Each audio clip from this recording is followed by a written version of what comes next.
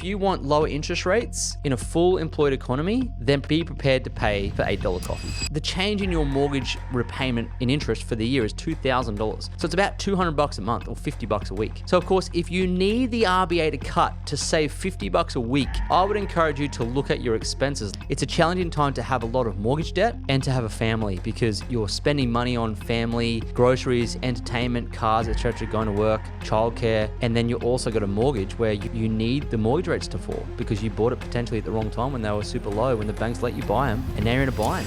I'm Lloyd James Ross, seven-figure investor and entrepreneur, and I've helped thousands of business owners and professionals turn financial stress into success. If you're stuck in old money habits, overwhelmed by investing, or unsure where to start, this is for you. I'll give you the mindset and strategies to take control, grow your wealth, and achieve financial freedom. It's time to make your money work for you.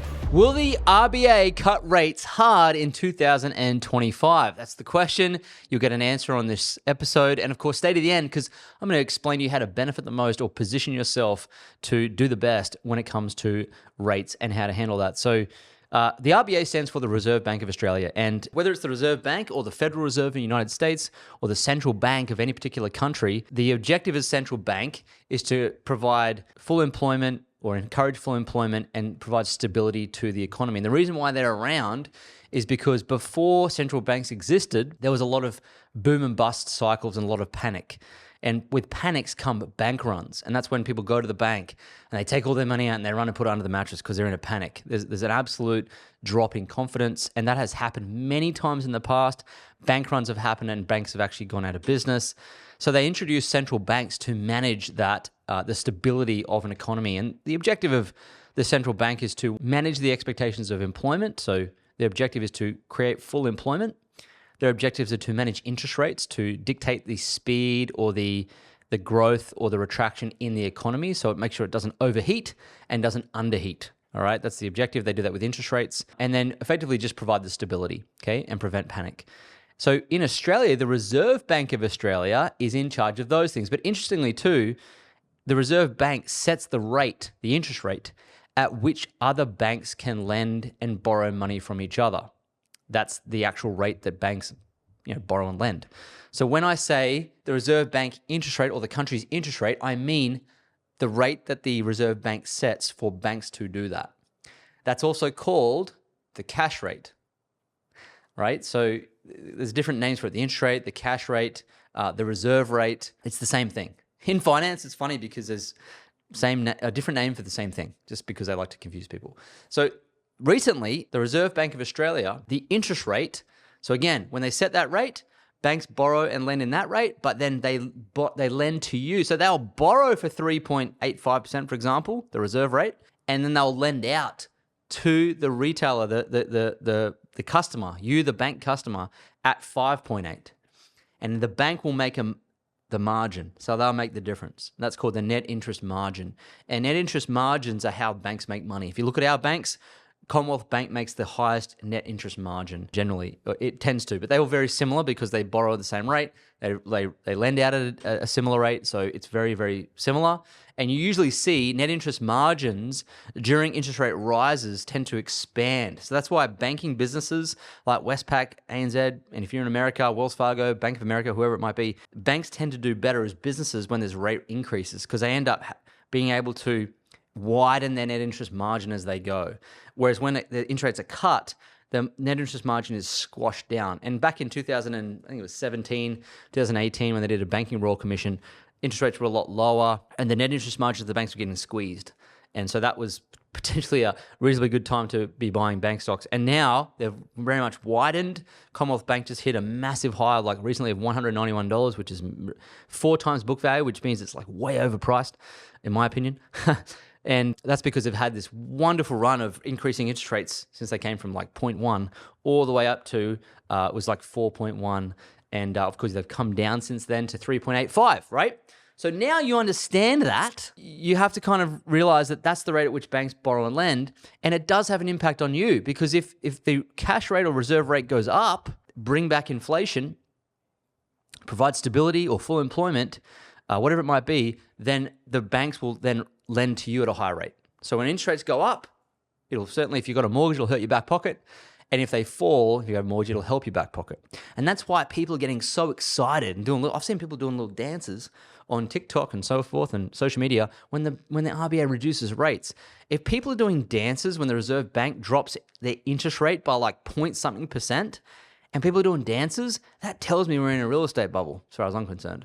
So that's a very good signal that if people are dancing on that stuff on a very small rate rise, we're in trouble, I think. Personally, we've certainly taken on a lot more debt than we should have. Doesn't mean it's going to end badly, but it probably doesn't mean we get much room to move upwards either. So how the RBA works is that once a month on a Tuesday, they'll meet together, the Reserve Bank board will come together and they'll vote on whether they should reduce rates, keep them the same, or increase them based on what the economy is doing. So they'll take signals from the economy. They look at employment primarily, and they look at inflation primarily. So two things, inflation, they look at employment. They're the two important things for them, because what they don't want to happen, they don't want employment to go up because they want people to be in jobs, because they know if there's less people in jobs, the GDP will fall, we'll go through a recession. And they also don't want massive inflation. Inflation is where prices of things go up because there's so much money in the economy. People are spending so much, it's bidding prices up. And it's also flooding the marketplace with money. So there's an oversupply of currency and also a lot of spending. So they look at that as well. And they determine the rate cut or rise or stay the same decision one Tuesday every month, okay? So they do vote. So it's not like some person just goes, that's what we're doing. So it's very, I would say it's a democratic process. The chances of a rate cut will be dictated by those two things I said before, the inflation rate and the employment rate, right? So recently, like only a week ago, from when we were recording this anyway, there was a high expectation in the marketplace. It was like, the betting markets were betting without a doubt, yes, they're going to drop interest rates because we're all hurting from our mortgages that we bought in 2021 when interest rates were at all-time lows, and now they've gone up, which we never thought they would, but they did because we don't understand financial education that much. They wanted to go down again. But the thing with interest rates is if you look back in the last 100 years of Australian interest rates, the average interest rate, the reserve rate, has been 5.5%. That's the average interest rate. And right now, and for the last 5 years, we've been below the average rate by a lot. We actually went so far below it, down to almost zero, that the average to get back to 5.5% now, we have to increase them up like further than 5.5%. But of course, that's not what's happening. What's happening is because of the debt loads of households, the RBA is going to find it difficult to increase the rates back up where they should be to prevent inflation. That's why your coffee is now almost $8, and that's why beers now at the pub are $12, is because interest rates were too low for too long. Remember, the RBA has to watch inflation, make sure it's not usually above the 2% mark, and they have to make sure there's a full employment. Well, we've had full employment for a long time. It's a bit over 4%. It's pretty good. And then on the other side, inflation was really high during COVID because of the low interest rates. It's like that's what caused it. And so when you have to understand when they reduce interest rates and the economy is doing well. So it would tell me that in the 4%, 4.5, 4.7% range, that's full employment. That's good. The economy is doing well, right? And now, if the economy is doing well and they reduce rates, inflation spikes. And so if you want lower interest rates in a full employed economy, then be prepared to pay for $8 coffees.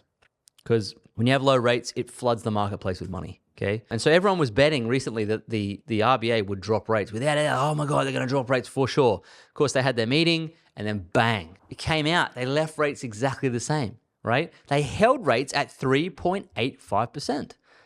And everyone expected a cut. And what happened to that was when they left it, the Australian dollar rose in value because if you have a higher cash rate or interest rate in the country, you end up attracting a lot more investment from abroad into our bond market, and that increases the value of our dollar. So you see an increase in the Australian dollar against other currencies, not in itself, but against other currencies when there's a high interest rate here. All right, so you saw the Australian dollar move from say 60, 61 US cents up to 65 US cents because rates stayed the same. They didn't drop. Everyone was expecting a drop. So when you drop rates, you also devalue the local currency.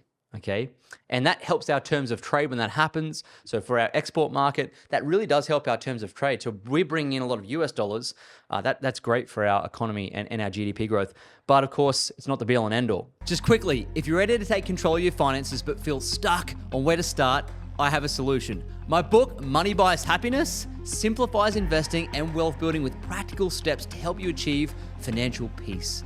Get your copy via the link in the show notes and let's get your money working for you. Now back to the episode. So because they kept rates the same, now they're expecting over the course of, say, next month in August, they are expecting the rates to fall and drop. Some people are anticipating a 3.6% interest rate. But I want you to know that there's two things on the RBA's mind. Since that the decision to keep rates at 3.85%, since then, employment data came out after and it showed unemployment rising a little bit. That's interesting. And now people are saying, well, see, the RBA got it wrong. But on the other side, consumer price index went up to 2.4%. So they got a problem here, the RBA, because they want to containing inflation is more important than maintaining employment. Because if you inflate the current, it's so difficult to bring inflation back because it gets sticky and gets stuck at the top. If it went up and got stuck at, say, 5 or 6%, interest rates will go to 10%, probably, and everyone will default on their mortgage. Well, not everyone, but a lot of people. So they're more interested in containing inflation than they are containing and maintaining full employment. They want to do both, of course, but if they had a choice right now, they've got to watch it, because if they drop rates further and interest rates spike, then we're in a bit of trouble. So they're watching the inflation rate more so than the employment rate. But the employment rate will have an impact now on how they approach the next cut or remain the same or interest rate rise. And people are suggesting too that if inflation ticks up again and spikes up, and you're probably seeing inflation at your coffee shop, when you go to the grocery store, your lettuce, how much is lettuce? You probably saw it with eggs. Like, why eggs is... Well, because you want low rates. And so if you want low rates, you've got to pay for high-priced eggs. I bought some eggs the other day. It was $11. So they're watching that, and they've got to be careful. So if you are someone who wants a rate cut, fine. I understand you want that to reduce your mortgage balance. By the way, if they took a 3.85% rate cut down to 3.6% rate cut, the change in your mortgage repayment in interest for the year is $2,000. So it's about $200 a month or $50 a week. So of course, if you need the RBA to cut to save $50 a week, I would encourage you to look at your expenses like coffee, what are you spending your money on to save that $50 yourself, so you don't have to rely on the RBA for all your financial decision making. I think if you have to rely on the RBA to cut rates to survive financially, you have made some incredibly poor decisions in your own finances, which include maybe buying a house at the wrong time. I had someone message me the other day on Instagram and say, Lloyd, I bought my house in 2021. Now interest rates have gone up. Now I can't afford to do stuff. What did you think was going to happen? This is why it's important to understand history, because if you know the rates in history have been all around 5.5 to 6% on average, you knew that it probably wasn't going to last at zero. At some point, it was going to go up. How did you not think that? It's because people aren't reading things. They're not staying up to date. They're not watching this podcast like you are, because you're intelligent. You're trying to improve yourself and understand these concepts. And these are very important economic concepts that I'm explaining to you that you must know to see when is a good time to buy a house. What does get people in trouble? You know, Charlie Munger, Warren Buffett's business partner, has this great saying, show me where I'm going to die so I never go there. So I want to show you why these economic signals are important for you in your finances, okay? So if you want the RBA to cut rates, fine. If they cut them, okay, but watch inflation, because if that ticks up to 3, 4, 5%, we're in a lot of trouble. And I know you don't want to pay more for your groceries, okay? So we have to be watching the cost of living crisis as well as the employment issue. So I personally think the unemployment numbers going up, more unemployed people slightly, because the net migration is high. So if you're pulling people into a country and there's only a finite amount of jobs at the current time, then of course the unemployment rate's going to go up, because you're pulling people into a country and they're going to lose their job and not get another job. So I think the data is distorted with the employment number. I'm more conscious of and I'd be more conscious of the inflation number, because if that gets out of control and they have to increase rates again, you are going to really hate having a mortgage by then. So let's hope it doesn't come to that. Let's hope the RBA, and they seem to be very sensible because they're the ones that kept it steady. And if you look at the history of 5.5 on average, I would anticipate that we really could have kept rates at 4.1% for a lot longer before dropping them. But you got to understand too, like the RBA is thinking of people in their back pocket. And in Australia, property in this country is religion. And so if everyone owns a property and the whole country is one big tribe, and the RBA said, no, we're going to keep rates at 4.1%, people like send them death threats. So they've got to balance this careful thing of like, oh, we all know these people have got way too much debt on their hands because housing's gone mentally and out of control because of the immigration policy, but they're not going to reduce that because why would they bother doing something so sensible and common sense? They're not going to do that. They're just going to do the uncommon sense and just keep pulling people in. So if that's the case, they've got to manage this very delicately, the RBA. And I feel sorry for them. I don't know how they're going to do this.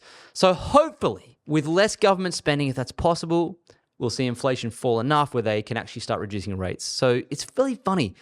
Folks want like all this relief. They want welfare. They want NDIS support.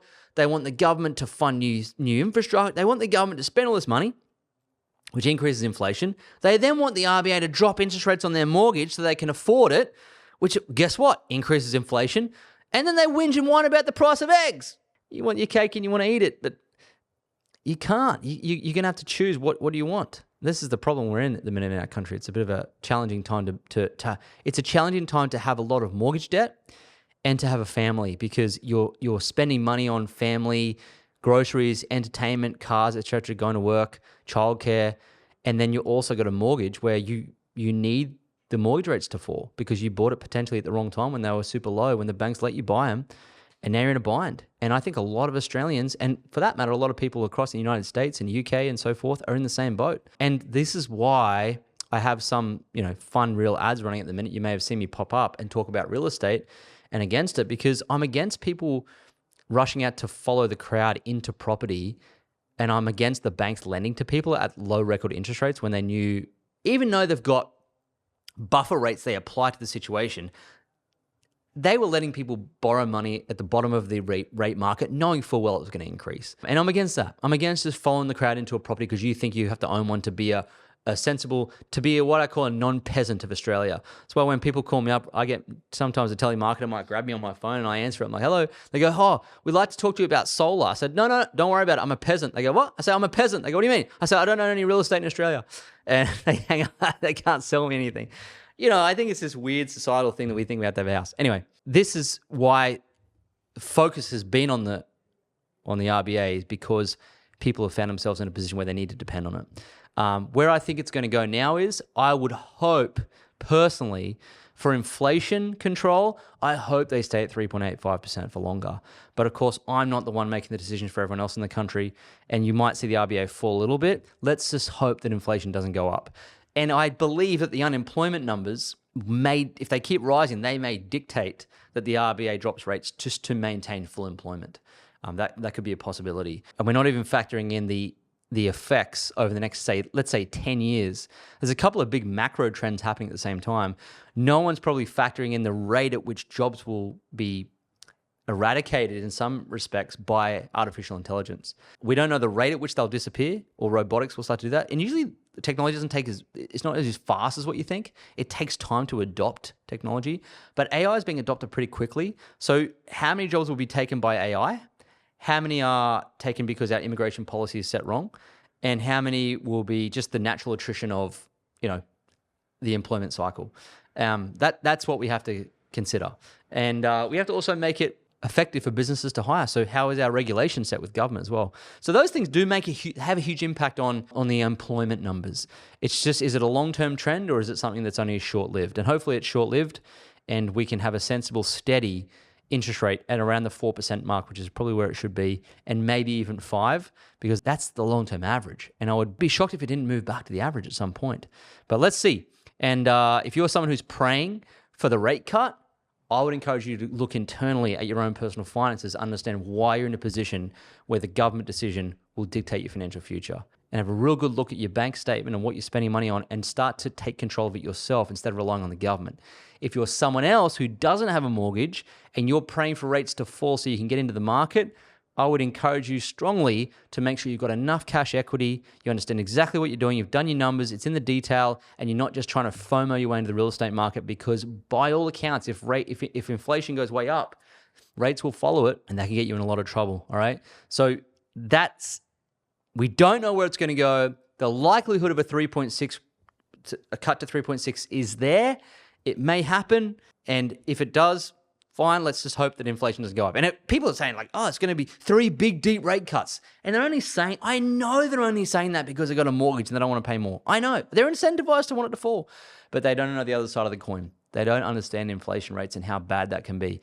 We don't want to turn into a place where it costs $1,000 for a flipping carton of eggs, right? It happened in Germany. It's happened in Zimbabwe. It's happened where we don't want to inflate away the currency, all right? And that's why people are flocking to Bitcoin and these other speculative assets, because they're afraid of their money disappearing in value, right? And we're causing that as a country to happen. So we're causing people to speculate because they've got no other option, right? That's another episode. So I'm going to do another episode on that topic. So if you want to learn about what I think the uncertainties of what's causing people to move to things like Bitcoin, buckle up for that one. I'll come and give it to you. But hopefully you've learned something in this episode about what the cash rate is, why it's there, what the RBA does, what their objectives are, the likelihood of a cut, the impact it will have on you if they cut or stay the same, what the long-term averages have been. This is all very important information and financial signals to equip you with the ability to make great financial decisions. So if you've enjoyed the episode, pop a comment below as to what you took away from it the most. And I'll come back and I'll reply to almost pretty well every comment on our YouTube channel. And of course, if you're listening on Spotify, share this with a friend. Hit the subscribe button so you get the next episode as fast as you can. And thanks for tuning in to the Money Grows on Trees podcast. Thanks for listening to Money Grows on Trees. If you enjoyed the episode, leave a 5-star review on Apple Podcasts and Spotify, and subscribe to us on YouTube so you never miss an episode. And if you're serious about building wealth, make sure to check out the links in the show notes and follow me on all social media platforms at Lloyd James Ross for more. See you in the next episode.